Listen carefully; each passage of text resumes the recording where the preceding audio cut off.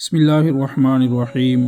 بدن کی عافیت کے بارے میں ابو داؤد میں ایک روایت اللہ کے نبی صلی اللہ علیہ وسلم سے مروی ہے۔ تو آپ صلی اللہ علیہ وسلم نے فرمایا کہ جو بندہ صبح کے وقت 3 مرتبہ یہ پڑھ لے، اللہ کی ذات سے امید ہے کہ مذکورہ دعا جو پڑھے گا اللہ اسے ہر لائن کی عافیت میں رکھے گا۔ وہ دعا یہ ہے: اللہم عافینی فی بدنی، اے اللہ میرے بدن کو تندرست رکھیے۔ اللہم عافینی فی سمعی، اے اللہ میرے کان عافیت سے رکھیے۔ اللہم عافینی فی بصری، اے اللہ میری آنکھ عافیت سے رکھیے۔ لا الہ الا انت، آپ کے سوا کوئی عبادت کے لائق نہیں۔ اللہم انی اعوذ بک من الکفر والفقر، اے اللہ میں کفر اور محتاجگی سے آپ کی پناہ مانگتا ہوں۔ واعوذ بک من عذاب القبر، اور قبر کے عذاب سے آپ کی پناہ مانگتا ہوں۔ لا الہ الا انت، آپ کے سوا کوئی عبادت کے لائق نہیں۔ اللہ ہمیں بھی اس پر عمل کی توفیق عطا فرمائے۔ سعد اسلامک ٹی وی کے معزز سامعین،